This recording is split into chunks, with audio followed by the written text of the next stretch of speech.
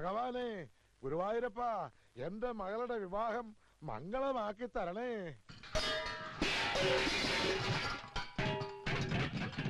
ഇവിടെ വലിച്ചു വാരിയിടാനല്ല പറഞ്ഞത്. ആർക്കും ഒന്നിലും ഒരു ശ്രദ്ധയും ഇല്ല. തനിയൊന്നേ വരുന്നേ. താനാണോ ഇവിടുത്തെ ദേഹണ്ണക്കാരൻ? അതെ. വീട്ടുമുറ്റത്ത് വെച്ച് ആണോടോ ദേഹണ്ണം? അല്ല, പിൻഭാഗത്താ. എന്നാ പിന്നെ വാചോടിച്ചിരിക്കാതെ ചെമ്പും കലവും ചട്ടവും കൊടുത്ത് അപ്പുറത്തോട്ട് വെക്കണോ? ഓഹോ.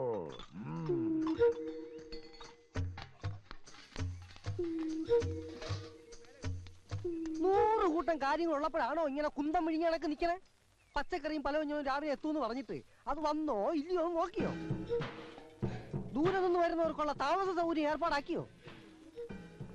പൂവും മാലയും ബൊക്കെ നാളെ വെളുപ്പിനെ ഇവിടെ എത്തുവോ? ഒന്നും പറഞ്ഞിട്ട് കാര്യമില്ല. ഒന്ന് നിന്നേ, ഒരു കാര്യം അറിയാനുണ്ടായിരുന്നു. എന്താ? പെണ്ണിന്റെ തന്ത നീയോ ഞാനോ? അതെന്താ മുതലാളിക്ക് പെട്ടെന്നൊരു സംശയം? മുതലാളി വിഷമിക്കണ്ട, ഞാൻ ചേച്ചിയോട് ചോദിക്കാം. ആ അർത്ഥത്തിലല്ല ഞാൻ ചോദിച്ചത്. തന്തയ്ക്ക് വേറെ അർത്ഥം ഉണ്ടോ?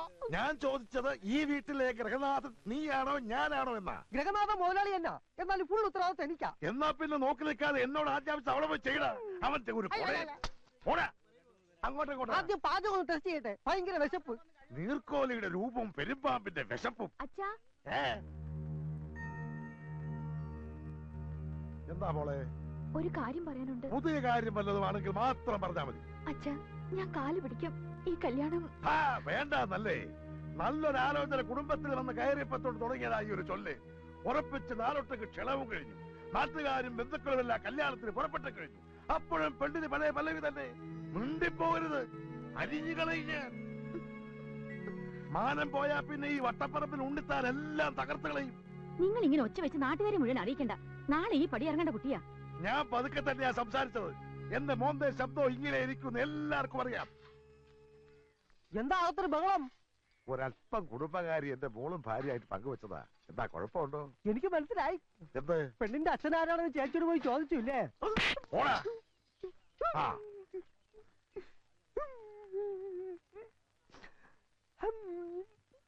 എടാ അച്ചുവേ, എന്റെ മകൾക്ക് ഇതെന്താ പറ്റി? കല്യാണം അടുക്കും തോറും മനസ്സിനകത്തൊരു ചാഞ്ചാട്ടം. ഇപ്പൊ കല്യാണം വേണ്ട വേണ്ട എന്നൊരു വാശി. ഇനിയിപ്പൊ പേടിച്ചിട്ടാണോ അതോ? അതെ, മുഹൂർത്തം എടുക്കും തോറും പേടിക്കുന്ന പെണ്ണുങ്ങൾ 2 തരത്തിലുള്ളവരാ. ഒന്ന് പിഴച്ച പെണ്ണ്, 2 പ്രേമിച്ച പെണ്ണ്. ഇത് ഏത് വകുപ്പിലാ മോളെന്ന് പോയി ചോദിക്കും. എടാ ചത്തേ, എന്റെ മോള് കുടുംബത്തിൽ പറഞ്ഞവളാണ്. എന്ത് കരുതി ആയിക്കൂടുന്നുണ്ടോ? ചേട്ടനെ വിളിച്ചായിരുന്നോ? പോയി അരി വെക്കണോ കോപ്പേ? ഭ്രാന്ത് വരും.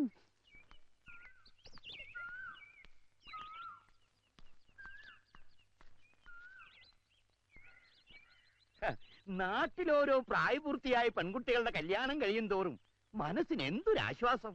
അന്യരുടെ മക്കളുടെ കാര്യത്തിൽ നിങ്ങൾക്ക് എന്തിനാ ഇത്ര വേവലാതി? വേവലാതി നമ്മുടെ മോന്റെ കാര്യത്തിലാ. പ്രേമിച്ചേ കല്യാണം കഴിച്ചു, പ്രേമിച്ച പെണ്ണിനെയും കൊണ്ട് ഒളിച്ചോടുന്നൊക്കെ ജോത്സ്യനെ ഒരു ജാതകം നോക്കി പറഞ്ഞില്ലേ? അപ്പൊ തുടങ്ങിയത് അഞ്ച് ടെൻഷൻ. നിങ്ങളുടെ ഒരു കാര്യം. എപ്പോഴാ കല്യാണം വീട്ടിൽ പോണേ? അതൊക്കെ വൈകുന്നേരം ആവാം. മനസ്സിലായി. അപ്പോഴാകുമ്പോ കൂട്ടുകാരനൊന്ന് ചടിച്ചു മിനുങ്ങാലോ.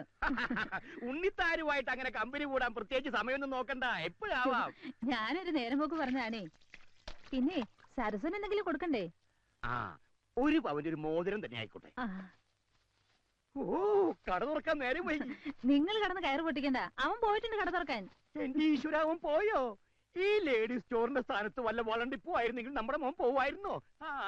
പെണ്ണുങ്ങളുമായിട്ട് കൊഞ്ചു കുഴയാലോ. നിങ്ങൾ ഇങ്ങനെ പേടിച്ച് പേടിച്ച് കൂട്ടിലിട്ട പോലെ വളർത്തുന്ന കുട്ടിയല്ലേ അവൻ. ഒരു പെങ്കൊച്ചിന്റെ മുഖത്ത് പോലും നോക്കില്ല. നരസിംഹം വളകൾ അണിയുമ്പോ ഈ കഴിക്കുന്നൊരു ഭംഗിയാ നോക്കിയേ. വേദനിച്ചോ?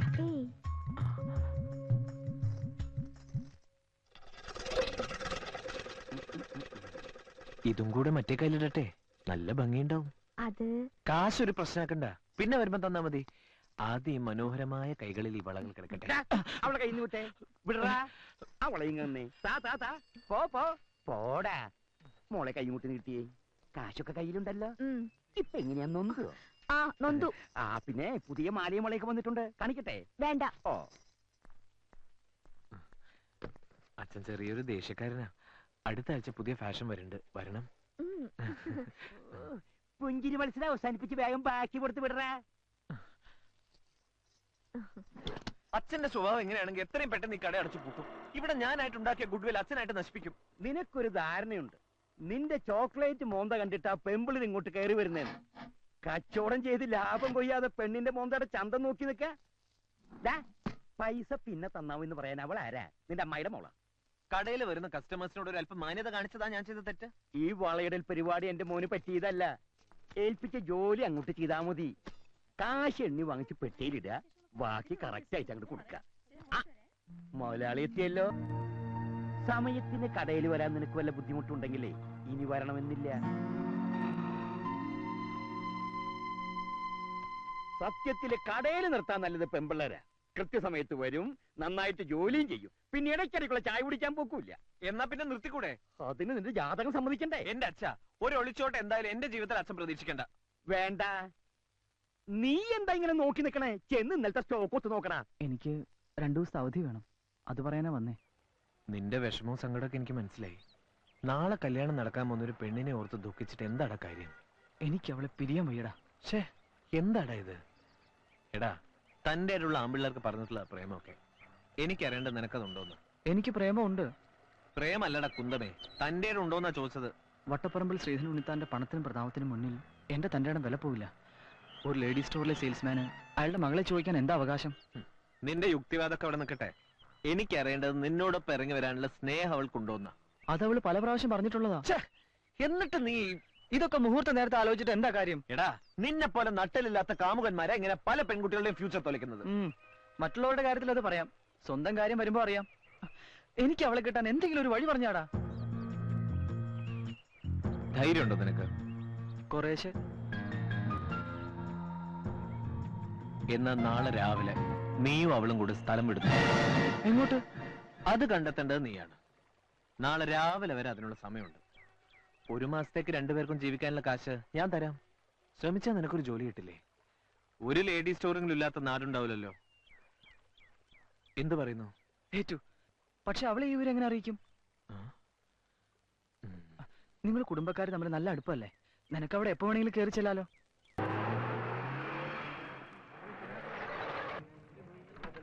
അല്ല, വലിയ കുറുപ്പും കൊച്ചു കുറുപ്പും ഒന്നിച്ചാണല്ലോ.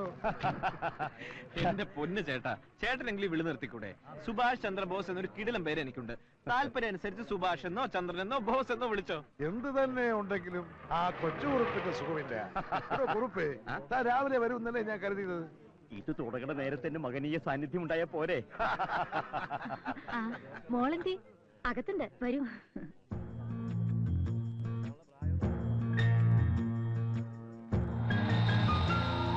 ഇത് ഞങ്ങളുടെ വക. വരൂ, എന്തെങ്കിലും കഴിച്ചിട്ട് സംസാരിക്കാം.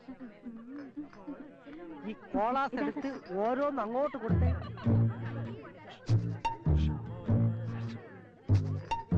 ആ കോള അങ്ങോട്ട്.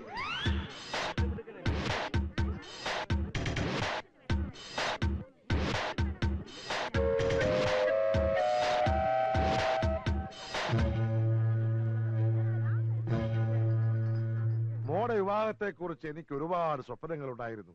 ഗുരുവായൂരപ്പന്റെ കടാക്ഷം കൊണ്ട് ഇതുവരെയെല്ലാം ഭംഗിയായി. നല്ല വരൻ, ഉയർന്ന ഉദ്യോഗം, 5 അക്ക ശമ്പളം, കൂടാതെ നല്ല തറവാടിയും. എന്നാലും കെട്ടുകഴിഞ്ഞാൽ തന്റെ മോൾ അങ്ങ് ദൂരേക്ക് പോവില്ലേടോ? ഒരേ ഒരു മകളെ ഉള്ളെന്ന് കരുതി പെണ്ണ് വീട്ടിൽ കയറി താമസിക്കുന്ന ഏതെങ്കിലും ഒരു കോന്തന് കെട്ടിച്ചു കൊടുത്താൽ വട്ടപ്പറമ്പിൽ ശ്രീധരനുണ്ടെത്താന് പിന്നെ എന്താണ് ഒരു വില? ജനിച്ചത് മകളാണെങ്കിൽ പിരിയേണ്ടി വരും. ആ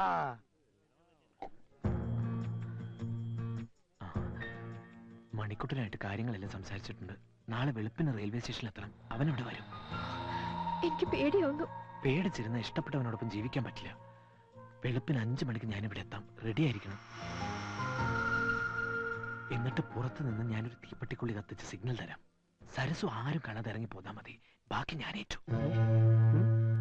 ഇങ്ങനെ പതുങ്ങി നിന്നുള്ള ഒതുങ്ങിയ സംസാരം അത്ര ശരിയല്ലല്ലോ. മുതലാളി, മുതലാളി, എന്താടാ? തുമ്പ് കിട്ടി, തുമ്പ് കിട്ടി. ഒരു മിനിറ്റ്. എന്നാ ഞങ്ങൾ ഇറങ്ങിട്ടുണ്ടെ പോകാൻ വരട്ടെ. ഞാൻ ഒരു കാര്യം ഒന്ന് മുതലാളിയോട് പറഞ്ഞോട്ടെ. അതിന്റെ പേരിൽ ഇവിടെ ഒരു വിപ്ലവം നടക്കും. നിങ്ങൾ ആ ടീം ബിയുടെ ക്യാപ്റ്റൻ. അതെന്താണ് അങ്ങനെ? അതങ്ങനാ. ഇങ്ങോട്ട് വന്നേ.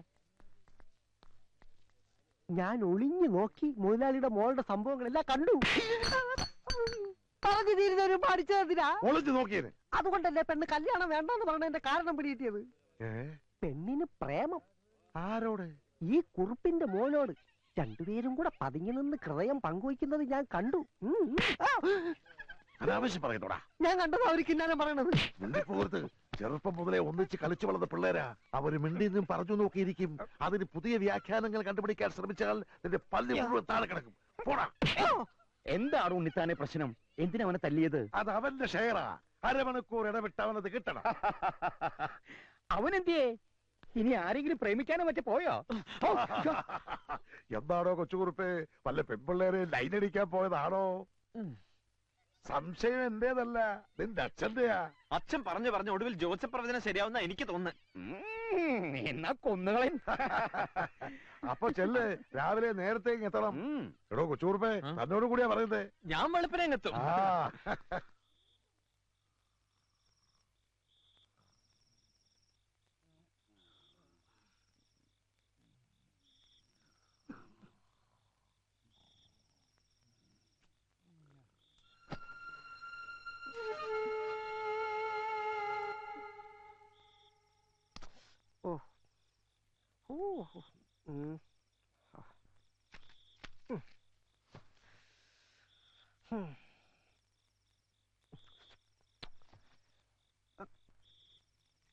ആ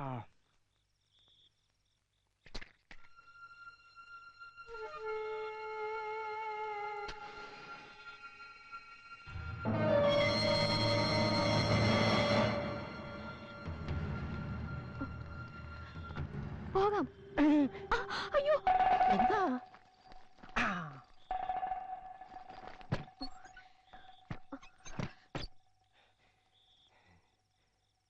ദൈവമേ, ഇവളിനി കല്യാണം വേണ്ട വേണ്ടെന്ന് പറഞ്ഞത് എന്നോടുള്ള ഇഷ്ടം കൊണ്ടാണോ? അടിച്ചോണ്ട് പോയാലോ?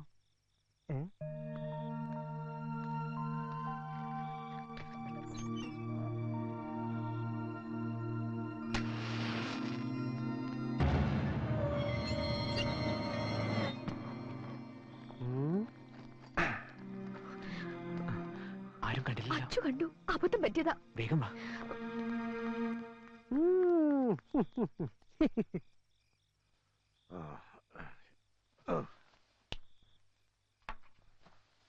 ഓ, എടി സാവിത്രി, മണി 5 കഴിഞ്ഞു. എഴുന്നേക്ക്. അമ്മായി സരസ്വനെ മുറി കണ്ടില്ല. കണ്ടില്ലേ? അവിടെ എവിടെ പോവാനാ? എവിടെ പോയിട്ട് നോക്കിയടി.